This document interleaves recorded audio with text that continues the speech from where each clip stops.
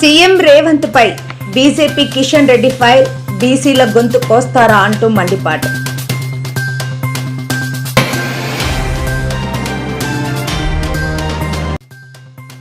AP మద్యం case అరెస్టులపై Sajjala సంచలన వ్యాఖ్యలు. సినిమాలో మాదిరిగా కథ అల్లారని కూటమి ప్రభుత్వంపై మండిపాటు.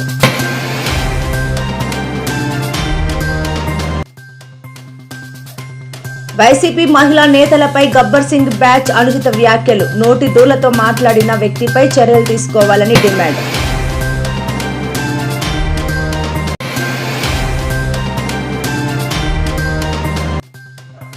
ఇరవై 24 గంటల్లో అతి భారీ వర్షాలు, తస్మాత్ జాగ్రత్త హెచ్చరించిన వాతావరణ శాఖ అధికారులు.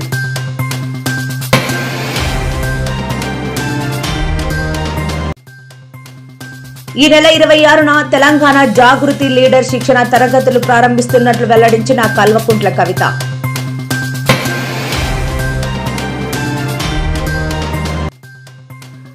వైసీపీ నేతలపై మండిపడ్డ మంత్రి నారాయణ. రాజధానిపై కావాలనే దుష్ప్రచారం, 3 ఏళ్లలో అంతా పూర్తి చేస్తామంటూ వెల్లడి.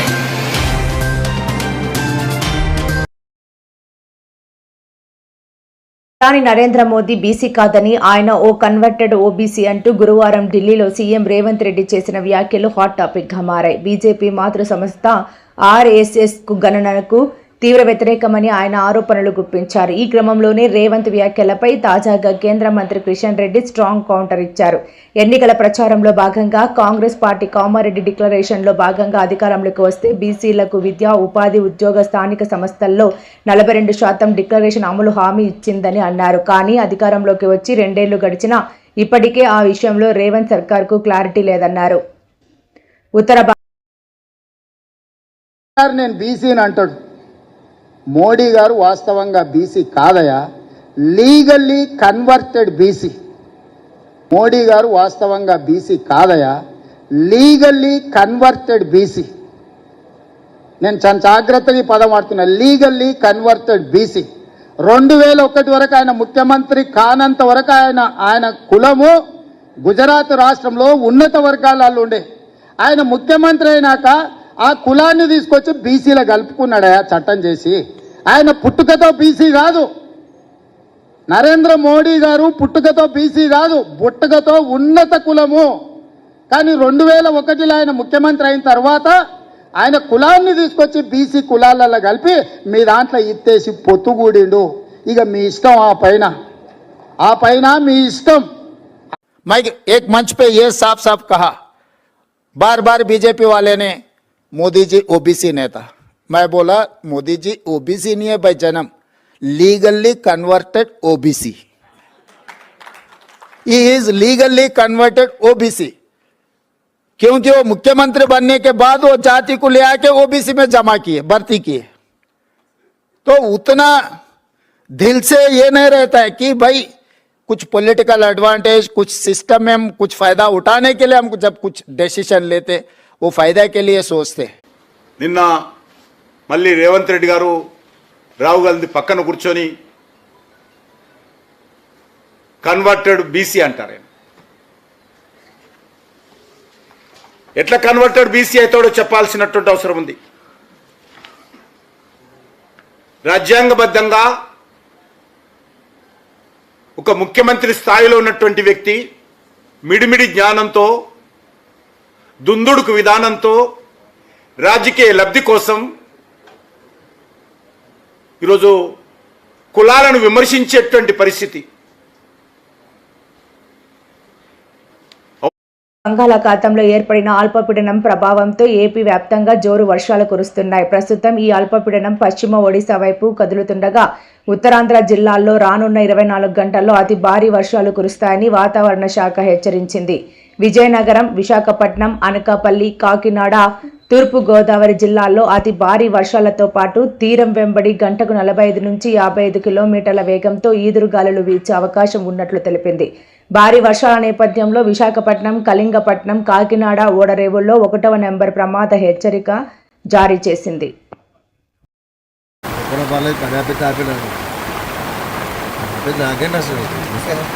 ఇంకా 2 నెలలు అయితే మళ్ళీ తుఫాన్ అయిపోయి మొత్తం వర్షాలు చేసి మళ్ళీ జీరోకి వచ్చేది. మళ్ళీ వస్తే మళ్ళీ ఫస్ట్ నుంచి ఎవడవుతారా వాళ్ళు ఎవరు తింటుంది ఎవడొచ్చినా చేసుకుంటుంది అది ఏం చేస్తారు స్టప్ హోల్డింగ్ అడుగుతారు ముందు స్టప్ హోల్డింగ్ అడుగుతారు మంచి స్పీడ్ అవుతుంది స్టప్ హోల్డింగ్ కడతారు కదా ఇంటికి కొత్త ఇంటికి కడతారు ఇంటికి కడతారు స్టప్ హోల్డింగ్ కట్టేసి అలా పే చేసుకుంటారు దానికే 10-15 లక్షలు అవుతుంది 10 రోజులకి 15 రోజులకి 10 రోజులకి కొట్టేసి పెయింట్ లేదు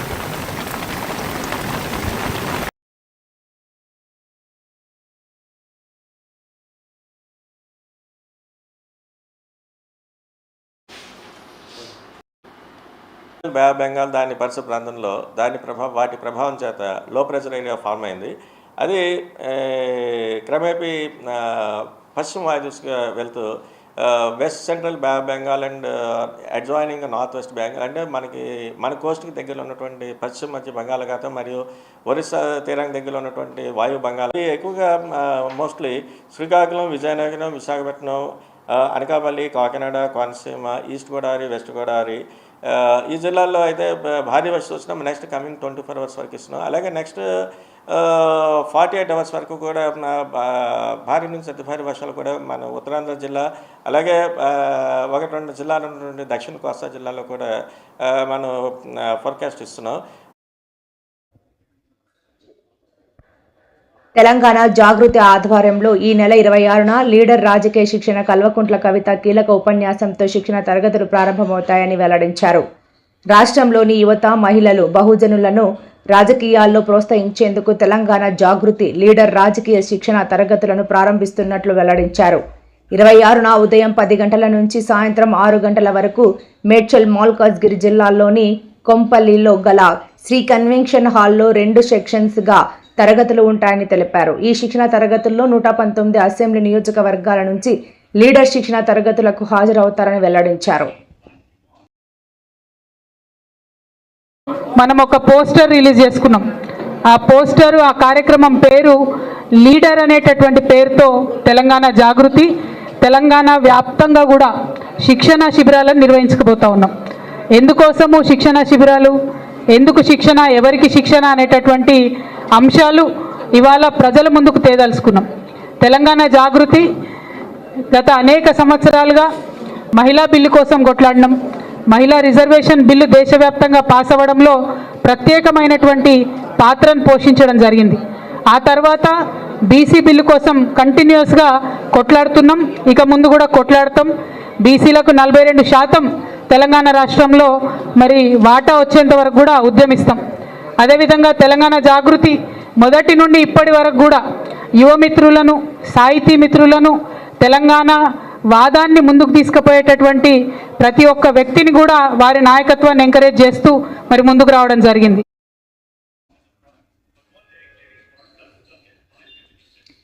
ఏపీ మద్యం కేసులో వైసీపీ నేతలు వరుసగా అరెస్టు కావడం, త్వరలోనే అసలు సూత్రధారి కూడా జైలుకు వెళతారని కూటమి నేతలు అంటున్న నేపథ్యంలో గత ప్రభుత్వ సలహాదారు వైసీపీ నేత సజ్జల రామకృష్ణారెడ్డి సంచలన వ్యాఖ్యలు చేశారు. సినిమాలో మాదిరిగా కథ అల్లారని, కాకపోతే లింకు లేదని సజ్జల ఎద్దేవా చేశారు. ముందే క్లైమాక్స్ రాశారని, ఓపెనింగ్ ఏంటనేది చెప్పలేదన్నారు. అసలు తప్పు ఎక్కడ జరిగిందో చెప్పలేదని, అక్రమంగా కేసులు పెడుతున్నారని మండిపడ్డారు. పాలసీ మార్చితే అవినీతి ఎలా అవుతుందన్నారు. ప్రైవేట్ దుకాణాల్లో లిక్కర్ అమ్మితే అక్కడి ఖచ్చితంగా అవినీతి జరుగుతుందన్నారు. ప్రకారం 2 ప్రధానమైన బేసిస్ మీద పోతున్నారు. ఒకటి, పాలసీ గవర్నమెంట్ షాపులకు మార్చడంలో ఫస్ట్ కుంభకోణానికి అక్కడ తెరబడింది. నేను అడుగుతాను, చంద్రబాబు వేసిన రాజబాట ఉండగా ఏది దోచుకోవడానికి బెల్ట్ షాపులతో సహా కిందికి పోయి వేల కోట్లు, లక్షల కోట్లైనా సరే తీసుకోవడానికి వీళ్ళకి సిస్టమైజ్ చేశాక, డిస్టిలరీలన్నిటికీ ముబ్బడిగా ఆర్డర్లు ఇచ్చి వాళ్ళ దగ్గర నుంచి వాళ్ళని బెనిఫిట్ చేశాక, వాళ్ళ లైసెన్స్లు ఇవన్నీ పెంచేసి ఇదేయాక అది సులభమా? అట్లా కాకుండా ఇవి తీసేసి అకౌంట్ ఫార్ చేయాల్సిన గవర్నమెంట్ షాపుల నుంచి వాటి నుంచి వస్తుంది అనుకోవడం సులభమా? ఇట్లా తినడం సులభమా? ఇట్లా చేయి తిప్పుకొని తినడం సులభమా? దానికోసం పాలసీ ఎవాల్వ్ చేయాల్సిన అవసరం ఏముంది? ఎందుకు చేశారు? మేము మద్య నియంత్రణ చేస్తామని ప్రకటించాం కాబట్టి ఎట్లా డిస్కరేజ్ చేయాలి, ఎట్లా నియంత్రించాలి కన్జంప్షన్ అనడానికి ఆ పెద్దలు బ్రాండ్లకు సంబంధించి మీరు అడిగారు. మీరు దాంట్లో చూస్తే మనకు డేటా ఎక్కడ దొరుకుతుందంటే వాళ్ళు కాంపిటీషన్ కమిషన్కి వెళ్ళారు. అక్కడికి వెళ్ళాక వాళ్ళ క్లెయిమ్ ఏంటంటే మమ్మల్ని డిస్కరేజ్ చేశారు, ఆర్బిట్రరీగా బిహేవ్ చేశారు. ఏది బెవరేజ్ కార్పొరేషన్ పేమెంట్స్ డిలే చేశారు. పేమెంట్స్ అంతకుముందు మాకు డిపో దగ్గర వచ్చేవి, ఇప్పుడు కింద అమ్ముడు పోయినాకనే ఇస్తామన్నారు. ఇవన్నీ దేని వల్ల వచ్చాయి? సిస్టమ్ కింద రిటైలింగ్ ఎప్పుడైతే మారిందో, అంతకుముందు డిపో స్థాయిలోనే వీళ్ళు ఎవరు మన ప్రైవేట్ బిజినెస్ మ్యాన్ రిటైలర్స్ కొనుక్కొని పోయేవాళ్ళు, అంటే డబ్బు అక్కడికే వచ్చేది. ఆ అమౌంట్ వీళ్ళు పాస్ ఆన్ చేయడానికి అవకాశం ఉండేది. గవర్నమెంట్ అయిన తర్వాత గవర్నమెంట్ యాక్టెడ్ లైక్ ఏ ఫెసిలిటేటర్ కింద రోల్ అన్నాక, కింద సేల్ అయినాక అది తీసి ఇవ్వడం మొదలుపెట్టింది. ఈ డిలే ఎందుకు జరిగిందంటే గవర్నమెంట్ డెసిషన్ కాదు, సిస్టమ్ మారడం వల్ల వచ్చింది. అలాగే మాన్యువల్ సిస్టమ్కు ఆర్డర్ ఫర్ సప్లై ఆర్డర్లు ప్లేస్ చేస్తున్నారంటే ఈ కొత్త సిస్టమ్ ఆటోమేటిక్గా పెట్టడానికి కుదరదు కాబట్టి ఇండెంట్ తీసుకొని చేశారు. అంతకుముందు కూడా ఇండెంట్ తీసుకునేవారు. క్వశ్చన్ వచ్చి వాళ్ళు పెట్టిన ఇండెంట్ ఏదైతే ఉందో, మేము ఇంత సప్లై చేస్తామంటే మీరు అంత వద్దు ఇంత తక్కువ చేయండి అని అంటే అది కార్పొరేషన్ తప్పు, అంటే వాళ్ళు డిస్కరేజ్ చేస్తుంది. వాళ్ళు ఎంత అడిగితే అంత ఇచ్చారు. మరి ఎక్కడ డిస్కరేజ్ చేసిందంటే ఫోన్లు చేసి మీరు తక్కువ ఇండెంట్ పెట్టండి అని అడిగారు అని అంటారు. Does it stand? ఎక్కడ నిలబడుతుందా? దే ఆర్ బిగ్ ఎంటిటీస్, వాళ్ళు రాయొచ్చుగా మీరు ఇట్లా అడుగుతున్నారని. ఏపీలో వాళ్లకు ఎంకరేజింగ్ వాతావరణం కనపడలే, డిస్కరేజింగ్ వాతావరణం కనపడింది. పేమెంట్ డిలే అవుతుంది. పేమెంట్ డిలే కావడానికి కాన్షియస్గా కాదు, కొత్త బ్రాండ్ కూడా అంతే డిలే అయింది. కొత్త బ్రాండ్స్కి ముందు ఇచ్చింది లేదు. ఎందుకంటే నేను చెప్పిన రీజన్, గవర్నమెంట్ తన పాకెట్లోంచి ఎందుకు ఇస్తుంది? సేల్ అయిన తర్వాత ఇస్తుంది. అంతకుముందు ప్రైవేట్ వ్యాపారి తీసుకుపోయేవాడు, ముందే వచ్చేది. ఇప్పుడు కస్టమర్ కొంటే తప్ప రావట్లా, అందువల్ల డిలే అయింది. వాయికి ఈ మార్కెట్ అంత ఎంకరేజింగ్గా లేదు, ఇంకో మార్కెట్లోకి వెళ్ళాడు. ఇక్కడ ఒక అలిగేషన్ చేయాలని చూశారు వాళ్ళు. కాంపిటీషన్ కమిషన్లో మీరు చూసినా రికార్డు ఓపెన్ డొమైన్లో ఉండేది, దాంట్లో ఉంటుంది. వాళ్ళు ఇండెంట్ ఎంత పెట్టారో అంతా వీళ్ళు ఆర్డర్ ప్లేస్ చేశారు. ఇండెంట్ పెట్టినంత ఆర్డర్ ప్లేస్ చేసినప్పుడు where does the question arise? ఇప్పుడు ఇది ఎవరి మీద ఎవరైనా చేయొచ్చు. నేనేమంటున్నా, చంద్రబాబు నాయుడు గారికి సంబంధించి మాకు పక్కా ఆధారాలు ఉన్నాయి కేసు పెట్టడానికి. ఏమని? ప్రివిలేజ్ ఫీ కింద 1300 కోట్లు వచ్చేవి నువ్వు వేవ్ ఆఫ్ చేశావు. ఏపీ రాజధాని నగరం అమరావతి నిర్మాణ పనులు ముందుకు సాగడం లేదని వైసీపీ నేతలు కావాలని దుష్ప్రచారం చేస్తున్నారని, ఈ ప్రచారాలను నమ్మొద్దని మంత్రి నారాయణ అన్నారు. శుక్రవారం ఆయన రాజధానిలో పర్యటించి ప్రభుత్వ భవనాల నిర్మాణ పనులను, నేలపాడులో నిర్మాణంలో ఉన్న గెజిటెడ్, నాన్ గెజిటెడ్ అధికారుల క్వార్టర్ల పనులను పరిశీలించారు. అమరావతి ప్రాంతంలో చేపట్టిన నిర్మాణాలను 3 ఏళ్లలో 100% పూర్తి చేస్తామన్నారు. వచ్చే ఏడాది మార్చి నాటికి 4000 ప్లాట్ల నిర్మాణం పూర్తవుతుందని తెలిపారు. అలాగే రైతులకు ఇచ్చే రిటర్నబుల్ ప్లాట్స్ లోను వర్షాలు తగ్గిన అనంతరం మౌలిక వసతుల పనులను ప్రారంభిస్తామని స్పష్టం చేశారు. ఎవరైతే అన్నదమ్ములు ఇద్దరు కొట్టుకొని కోర్టుకు పోయిండారు అది ఇవ్వాల. ఏదైతే కృష్ణానదిలో ల్యాండ్ మెర్జ్ అయిపోయిందో ల్యాండ్ లేదు అక్కడ, వాటికి ఇవ్వలేదు. అదే విధంగా 2 గ్రామాల్లో ల్యాండ్ వాళ్ళు ఇచ్చారు, పూర్తిగా ఇవ్వాల, కొద్దిమంది ఇచ్చారు. వాళ్ళకి తిరిగి ల్యాండ్ ఇవ్వాలంటే పెనుబాక, ఉండవల్లి గ్రామాల్లో ల్యాండ్ కొంత ఇచ్చారు. మినిస్టర్ల సబ్ కమిటీని డిస్కస్ చేయమన్నారు. ఇవన్నీ కూడా 2-3 రోజుల్లో మినిస్టర్ల సబ్ కమిటీకి సబ్మిట్ చేసి నెక్స్ట్ క్యాబినెట్కి తీసుకురావడం జరుగుతుంది. చంద్రబాబు నాయుడు ఒకటి చెప్తాను చెప్పండి, ప్రతిదీ తనే కనిపెట్టాను అంటుంటాడు. సైబరాబాద్ నేనే అంటాడు, ఆర్టిఫిషియల్ ఇంటెలిజెన్స్ అంటాడు, ఇంకో ఏదేదో వ్యాలీస్ చెప్తున్నాడు, క్వాంటమ్ వ్యాలీ అంటున్నాడు. నాకు తెలిసి అమరావతిలో ఏ వ్యాలీ ఉండదు, ఉండేది ఒకటే వ్యాలీ, అది ఆక్వా వ్యాలీ. ఆక్వా వ్యాలీ మాత్రం సక్సెస్ఫుల్గా ఉంటుంది. మనము ఏదైనా కానుంటే ఈ చిన్న చేపలను తీసుకొని వచ్చి అక్కడ చేపల పెంపకం చేస్తే డెఫినెట్గా మంచి రిజల్ట్స్ వస్తాయని చెప్పేసి నేను అనుకుంటున్నాను. అంతకు మించి ఆ అమరావతి అనే ఇతను పెట్టిన దీంట్లో ఎటువంటిది కూడా పురోగతి ఉండదు. ఓన్లీ పురోగతి ఏదైనా ఉంది అంటే మాత్రం ఫిషరీస్ మాత్రం బాగా డెవలప్ అవుతాయి. కాలమ్స్ అక్కడ 2 ఉన్నాయి సార్, ఇక్కడ 2 ఉన్నాయి సార్. ఇప్పుడు ఈ 2 ఒక రౌండ్ వేస్తే అయిపోతాయి సార్.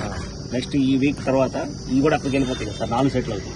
4 సెట్లు అయితే మాక్సిమం ఒక 1 వీక్ లో అవి కూడా కాలమ్స్ అయిపోతాయి సార్. కంటిన్యూ కాలమ్స్ ఇబ్బంది లేదు సార్.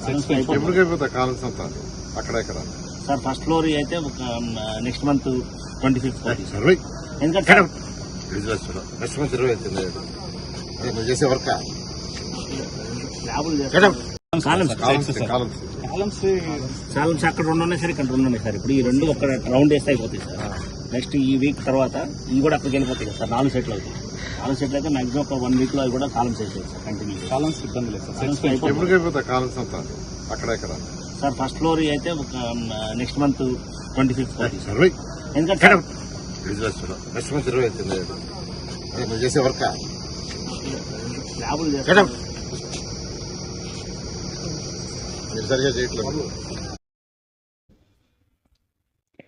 వైసీపీ నేత నల్లపరెడ్డి ప్రసన్నకుమార్ రెడ్డి మరోసారి షాకింగ్ కామెంట్లు చేశారు. కేసులు పెట్టుకుంటూ పోతే కోర్టులు సరిపోవని వ్యాఖ్యానించారు. రాజకీయాల్లో విమర్శలు ప్రతి విమర్శలు సహజమని అన్నారు.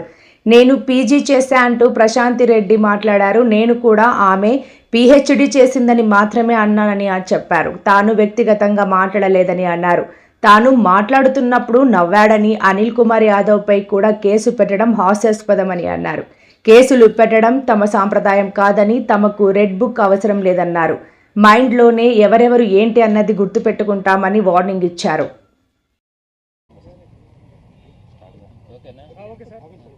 ఇంతకన్నా నేను ఎక్కువ మాట్లాడకూడదు. కేసు కోర్టులో ఉంది కాబట్టి వాడు అడిగిన 40 ప్రశ్నలకి సమాధానాలు ఇచ్చాను రిటర్న్గా.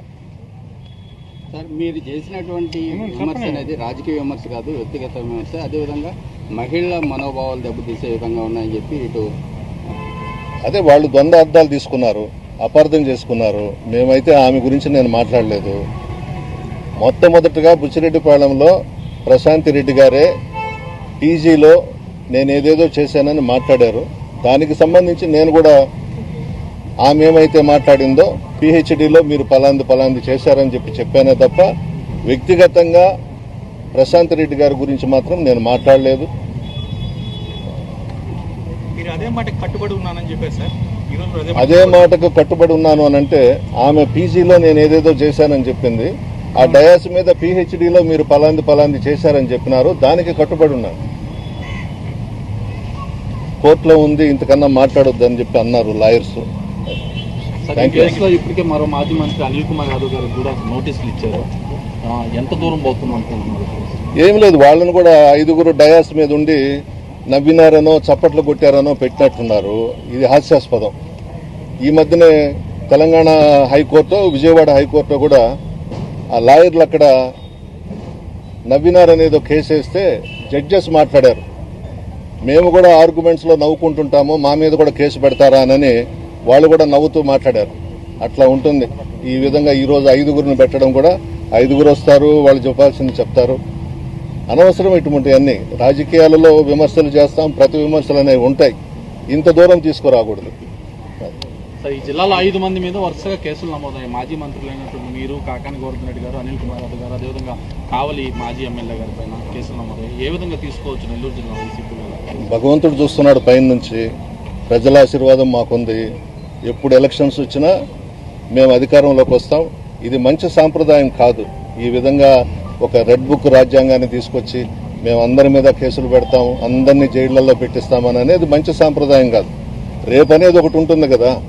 ఎల్లకాలం వీళ్ళు అధికారంలో ఉండరు. రేపు మళ్ళా మేము వస్తాము. మాకు రెడ్ బుక్ రాజ్యాంగం అవసరంలా. వైఎస్ఆర్ కాంగ్రెస్ పార్టీ నాయకులకు, కార్యకర్తలందరికీ కూడా, మా అధినాయకుడు కూడా మా బ్రెయిన్లోనే కంప్యూటర్ ఉంటుంది.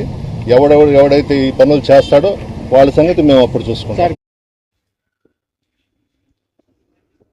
బస్సులో ఉన్న ప్రయాణికుల భద్రత డ్రైవర్ చేతిలోనే ఉంటుంది. అలాంటి డ్రైవర్కు గుండెపోటు వస్తే వారి ప్రాణాలకే ప్రమాదం. శుక్రవారం తెల్లవారుజామున అన్నమయ్య జిల్లా రాయచోటి పట్టణంలోని మదనపల్లి రోడ్డులోకి బస్సు రాగానే డ్రైవర్ రసూల్కు గుండెపోటు వచ్చింది. దీంతో ఆయన స్టీరింగ్పై కుప్పకూలిపోయారు. ప్రయాణికులు అప్రమత్తమై రసూల్ను సమీప ఆసుపత్రికి తరలించే ప్రయత్నం చేశారు. అంతలోనే ఆయన మృతి చెందారు. గుండెపోటుకు గురైన సమయానికి బ్రేక్ వేయడంతోనే ప్రయాణికులంతా ప్రాణాలతో బయటపడినట్లు తెలుస్తోంది.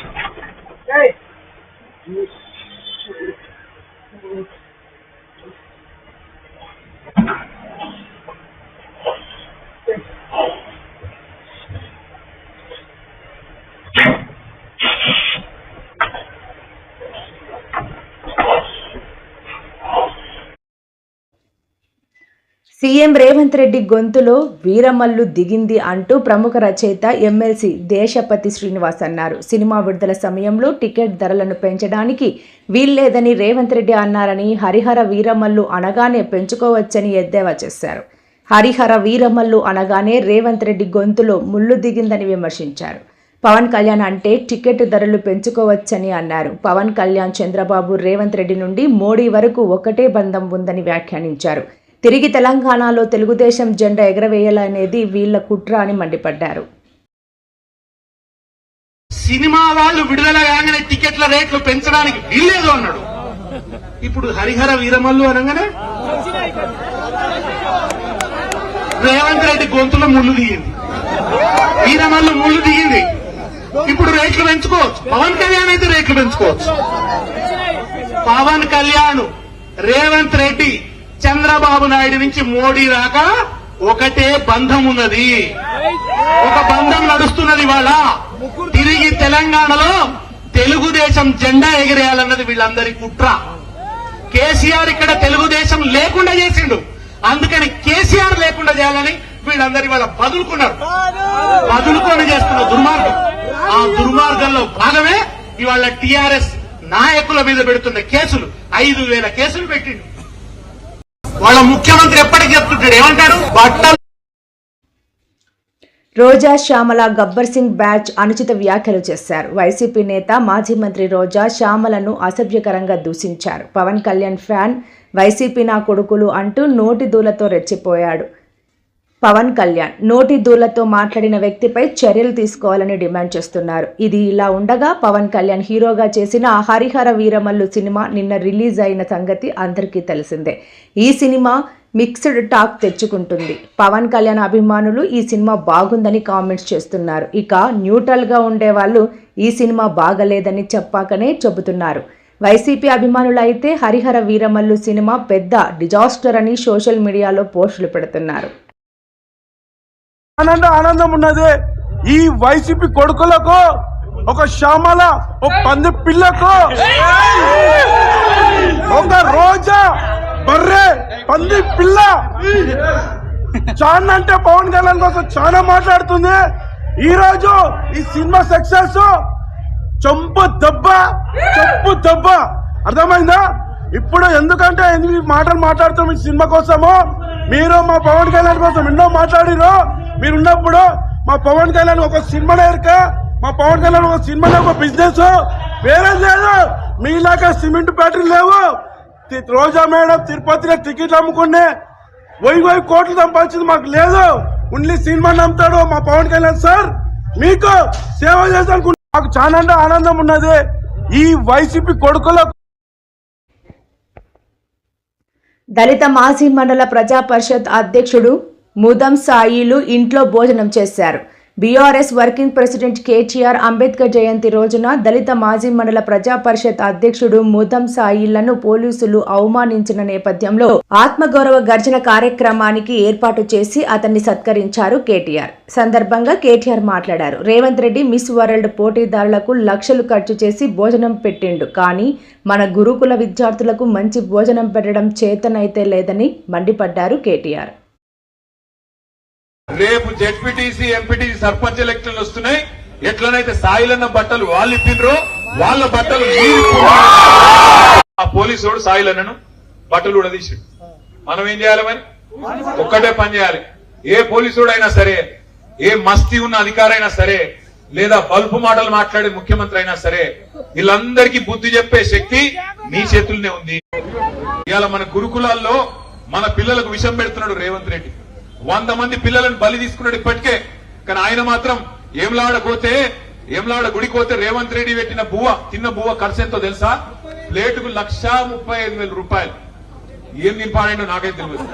బంగారం తినడా, వాడు వెండి తినడా? ఒక ప్లేటుకు 1,35,000 అట. ఆ అందగాతలందరినీ పిలిచిండు చూడు, మిస్ బాళ్ళ మీద పెట్టిండు. సుందరాంగులను పిలిచి పెట్టిన భోజనానికి ఆయన ఖర్చు ఎంత ఎరికైనా? ప్లేటుకు ఒక్కొక్కల బువ్వకు 1,00,000. మరి 1,00,000 సుందరాంగులకు పెడతావు, నువ్వు ఏమ్లవాడకు వచ్చి తింటే 1,35,000 అవుతుంది. మా పొరగంలో కనీసం 100 రూపాయలు మంచి భోజనం పెట్టేస్తలేదా నీకు? లేవా పైసలు? బయట వాళ్ళకు పెడుతుంది మస్తుగుంటాయి, కానీ మన పిల్లలకు 6.5 లక్షల మంది పిల్లలు 1022 గురుకుల పాఠశాలల్లో కేసీఆర్ గారు పెడితే ఇదే ప్రవీణ్ కుమార్ గారు అద్భుతంగా నడిపిస్తే ఆనాడు ఎట్లుండే పరిస్థితి ఇవాళ ఎట్లయింది మన గురుకులాలు ఆలోచన చేయండి.